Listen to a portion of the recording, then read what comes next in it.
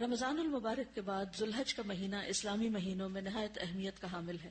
ذوالحج کا پہلا عشرہ نیکیوں اور اجر و ثواب کے اعتبار سے عام دنوں کے مقابلے میں بہت اہم ہے، جس کی فضیلت قرآن کریم اور احادیث سے ثابت ہے۔ قرآن مجید میں آتا ہے وَيَذْكُرُ اسْمَ اللَّهِ فِي أَيَّامٍ مَّعْلُومَاتٍ، اور معلوم دنوں میں اللہ تعالیٰ کا نام یاد کریں، یعنی کثرت سے اللہ کا ذکر کریں۔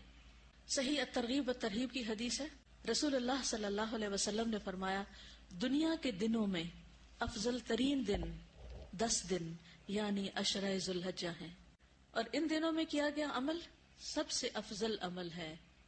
رسول اللہ صلی اللہ علیہ وسلم نے فرمایا اللہ تعالیٰ کو کوئی نیک عمل کسی دن میں اس قدر زیادہ پسندیدہ نہیں جتنا کہ ان دنوں میں پسندیدہ ہے، یعنی جو بھی اچھا کام آپ کریں گے، یعنی عشرہ ذوالحجہ۔ صحابہ نے کہا اے اللہ کے رسول، کیا جہاد فی سبیل اللہ بھی نہیں؟ کیونکہ کرنے کے کاموں میں سب سے افضل کام اللہ کے راستے میں نکلنا ہے۔ آپ نے فرمایا نہیں، جہاد فی سبیل اللہ بھی نہیں، مگر جو شخص اپنی جان اور مال لے کر نکلا ہو پھر کچھ واپس نہ لایا ہو، یعنی جو اپنی جان بھی دے دے اور اس کا گھوڑا بھی شہید ہو جائے اور وہ خود بھی چلا جائے۔ اسی لیے ہم دیکھتے ہیں کہ صحابہ کرام ان دنوں میں انتھک محنت کرتے تھے، انتھک محنت۔ تو ان 10 دنوں میں کرنے کے کام کیا ہیں؟ نمبر 1 نماز ہے۔ نماز تو ہم ہر روز پڑھتے ہیں، پھر خاص طور پر ان دنوں کی نماز عام دنوں کی نماز سے فضیلت کے اعتبار سے زیادہ بہتر ہے، یعنی آپ کو زیادہ ثواب ملے گا۔ اول وقت میں نماز ادا کریں، خشوع و خضوع کے ساتھ، شوق اور ذوق کے ساتھ، ہر رکعت میں مختلف صورتیں پڑھیں، اشراق اور چاشت کے نوافل پڑھیں، یعنی لازم کر لیں۔ اگر عام دنوں میں آپ کو عادت نہیں تو ان دنوں میں لازم کر لیں۔ یہ مواقع آتے ہی اس لیے ہیں تاکہ جن نیک کاموں میں ہم پیچھے رہتے جا رہے ہیں ان میں ہم مزید کوشش کر کے اچھی اچھی عادات ڈال لیں۔ پھر تہجد میں طویل قرات کرنا، اگر آپ کو صورتیں یاد ہیں، یا دیکھ کے پڑھنا۔ مردوں کا جماعت کے ساتھ نماز ادا کرنا۔ نماز کے بعد دوسرا اہم کام روزہ ہے۔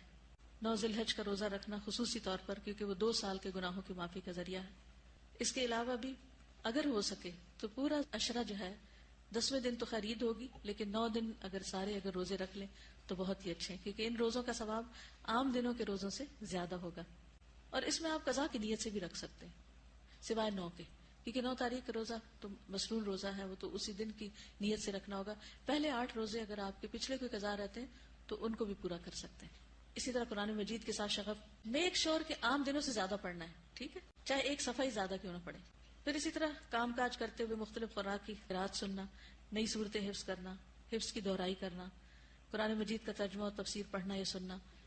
پھر ذکر ہے، تحلیل، تکبیر اور تحمید کا اہتمام، صبح و شام کے اذکار کی پابندی، استغفار اور ذکر کی کثرت، درود شریف پڑھنا، مقبول اوقات میں دعائیں مانگنا، خصوصاً عرفہ کے دن۔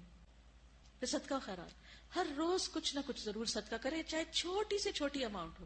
ان دنوں میں جو صدقہ کریں گے وہ پورا سال صدقہ کرنے سے زیادہ افضل ہے۔ زکوٰۃ کی ادائیگی کا اہتمام کریں اگر آپ کی ڈیو ہے۔ زائد ضرورت چیزیں صدقہ کریں، اگر ہو سکے تو گھر کی صفائی کر لیں اور ایکسٹرا چیزیں ساری الماریوں سے، دوسری چیزوں سے جو بھی زائد جمع ہو گیا ہے اس کو نکال دیں۔ کوئی پسندیدہ ترین چیز بھی اللہ کی راہ میں دیں، یعنی ویسے تو آپ دیں ہی، لیکن کوئی ایک چیز جو آپ کو اچھی لگتی ہو۔